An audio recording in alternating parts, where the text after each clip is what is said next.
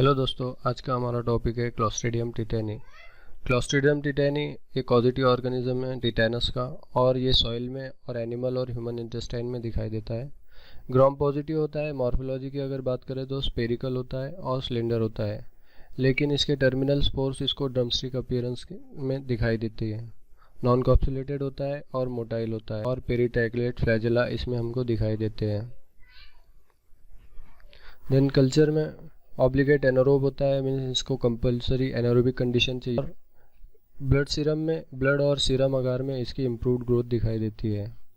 Optimum temperature इसको 37 degree Celsius चाहिए और पीएच 7.4 के आसपास चाहिए। ये क्रूकमिथ ब्रॉथ, न्यूट्रिएंट अगार, थायोग्लाइकोलेट और ब्लड अगार पर भी कल्टीवेट किया जा सकता है। Clostridium tetanus Robertson meat broth पर गैस फॉर्मेशन दिखाई देगा, और उसकी वजह से टर्बिडिटी भी हम इसमें देख सकते हैं। और अनडाइजेस्टेड जो मीट होगा रॉबर्टसन कुक मीट ब्रॉथ में, तो उसको ब्लैक कलर में उसको ट्रांसफॉर्मेशन हो जाएगा। देन ब्लड अगार पर क्लॉस्ट्रिडियम टिटेनस स्वार्मिंग मोटिलिटी दिखाई देती है, और अल्फा हिमोलाइटिक टॉक्सिन्स चेंज होंगे बीटा हिमोलाइटिक में अगर हम इसको कल्टीवेट करेंगे हॉर्स सीरम में ड्यू टू हिमोलाइसिन।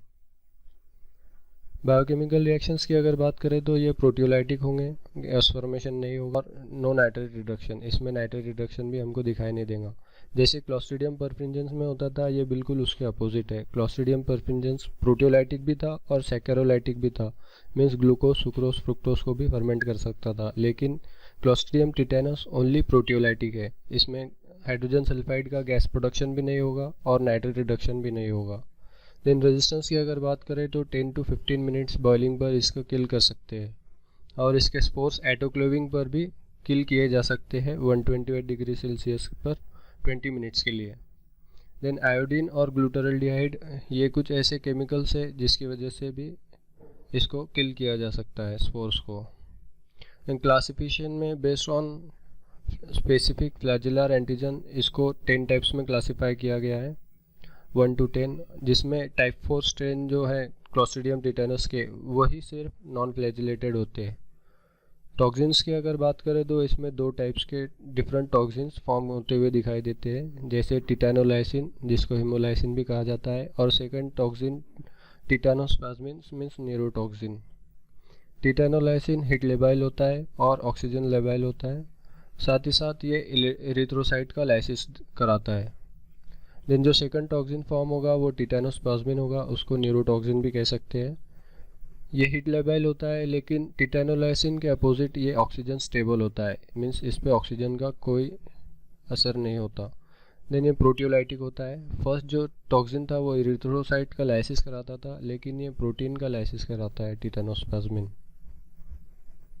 पैथोजेनेसिस की अगर बात करें तो क्लॉस्ट्रिडियम टिटेनस की इन्वेजिव पावर बहुत कम है, लेकिन कॉन्टेमिनेशन ऑफ वाउंड की वजह से क्लॉस्ट्रिडियम टिटेनस के स्पोर थ्रू डस्ट, सॉइल और स्पेसेस को बॉडी में एंटर कर सकते हैं, और इसका जो इन्फेक्शन होगा वो लोकलाइज्ड होगा, मीन्स सिस्टम पर इसका कोई इफेक्ट नहीं होगा।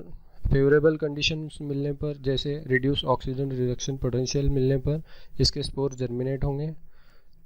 और टिटेनोस्पाज्मिन ये एक न्यूरोटॉक्सिन है, ये बहुत पोटेंट होता है, मीन्स इसकी वजह से ही मेनली क्लॉस्ट्रिडियम टिटेनस का इन्फेक्शन होता है।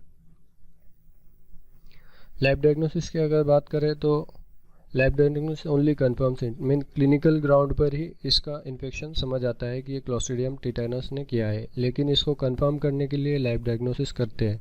इसको 3 टाइप्स में कर सकते हैं लैब डायग्नोसिस। फर्स्ट है माइक्रोस्कोपी, जिसमें ग्राम पॉजिटिव बैसिला और ग्राम स्टेन करी जाएंगे, माइक्रोस्कोप के अंदर इसको ऑब्जर्व किया जाएगा और ड्रमस्टिक अपीयरेंस इसके आइडेंटिफाई किए जाएंगे। देन हम इसको कंफर्म कर सकते हैं कि ये ड्रमस्टिक अपीयरेंस दिखने पर ये क्लॉस्ट्रिडियम टिटेनस ही है। देन सेकंड जो मेथड है उसमें कल्चर किया जाएगा। फर्स्ट कल्चर किया जाएगा ब्लड अगार पर, उसमें स्वार्मिंग ग्रोथ जैसी मोटिलिटी हम उसमें ऑब्जर्व करेंगे। अगर स्वार्मिंग ग्रोथ मोटिलिटी दिखाई देती है तो हमें कंफर्म कर सकते हैं कि ये क्लॉस्ट्रिडियम टिटेनस ही है।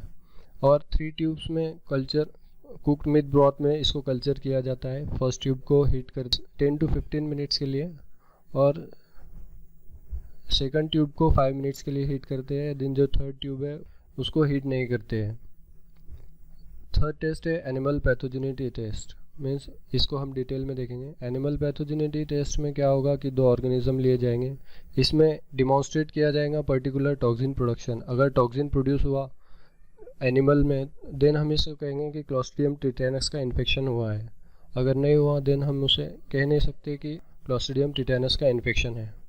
2 माउस लिए जाएंगे, एक कंट्रोल होगा और एक टेस्ट होगा। 2 माउस के अंदर इंजेक्ट किया जाएगा टेल के अंदर ब्रॉथ को, कल्टिवेटेड मीडिया में जो माइक्रो ऑर्गेनिज्म है उसको इंजेक्ट किया जाएगा। देन जो टेस्ट एनिमल में उसको एंटीटॉक्सिन नहीं दिया जाएगा। इसकी वजह से जो टॉक्सिन्स प्रोड्यूस होंगे क्लोस्ट्रिडियम टिटेनी के वो सिम्टम्स दिखाएंगे जिसकी वजह से डेथ हो सकती है। देन जो कंट्रोल एनिमल है उसको पर्टिकुलरली पहले ही एंटीटॉक्सिन दिया गया है, मीन्स टॉक्सिन एंटीटॉक्सिन का रिएक्शन होगा और न्यूट्रलाइजेशन हमें कंट्रोल एनिमल में दिखाई देंगी। देन इसके प्रिवेंशन के लिए 3 मेथड्स अवेलेबल है, सर्जिकल मेथड, एंटीबायोटिक मेथड और इम्यूनाइजेशन मेथड। तो सर्जिकल मेथड में जो फॉरेन बॉडी पार्टिकल्स है, ब्लड क्लॉट है, वो रिमूव किए जाएंगे और एक्ससाइज किए जाएंगे बॉडी से। देन जो सेकंड मेथड है एंटीबायोटिक्स है, उसमें बैक्टीरिया का किल किया जाएगा, उसमें पेनिसिलिन की एंटीबायोटिक दिए जाएंगी। देन इससे भी हम प्रिवेंट कर सकते हैं क्लोस्ट्रिडियम टिटेनस का इन्फेक्शन। थर्ड जो मेथड है उसमें इम्यूनाइजेशन मेथड है, मीन्स इम्यूनिटी को स्ट्रॉन्ग करने के लिए कुछ मेथड्स यूज़ किए जाएंगे, जैसे एक्टिव इम्यूनाइजेशन, पैसिव इम्यूनाइजेशन और कंबाइंड इम्यूनाइजेशन। तो हम देखेंगे एक्टिव इम्यूनाइजेशन। एक्टिव इम्यूनाइजेशन ये मोस्ट इफेक्टिव मेथड है और इसमें टिटेनस के टॉक्साइड फॉर्म किए जाएंगे, बॉडी के अंदर इंजेक्ट किए जाएंगे। 3 डोज दिए जाएंगे एल्यूमिनियम हाइड्रोक्साइड और फॉस्फेट के इंट्रामस्कुलरली। देन फर्स्ट जो डोज होगा उसके बीच में इंटरवल होगा 4 to 6 और जो सेकंड और थर्ड डोज होगा उसमें इंटरवल होगा 6 to 12 मंथ का। और इसकी वजह से जो इम्यूनिटी फॉर्म होंगी टॉक्साइड्स की वजह से वो 10 ईयर्स तक long 10 years long immunity form होंगी।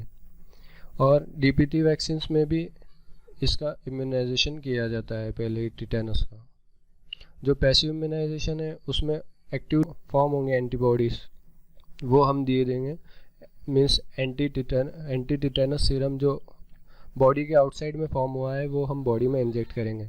ये हॉर्स से ले सकते हैं या फिर ह्यूमन से ले सकते हैं। जो हॉर्स से लेंगे उसमें 1500 इंटरनेशनल यूनिट का डोज दिया जाएगा इंट्रामस्कुलरली, लेकिन इसमें बॉडी के आउटसाइडली फॉर्म हुए एंटीजन और एंटीबॉडी हम दे रहे हैं तो इसमें रिस्क होगा हाइपर सेंसिटिविटी का।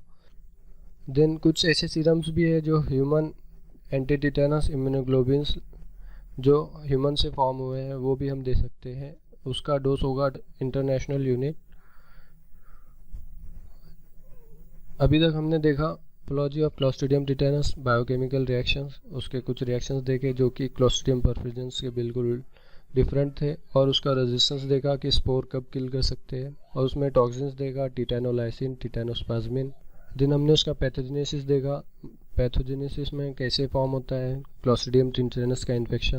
लैब डायग्नोसिस में हमने देखा हम इसको 3 टाइप से आइडेंटिफाई कर सकते हैं, और प्रिवेंशन में हमने देखा कि 3 मेथड से हम इसको प्रिवेंट कर सकते हैं।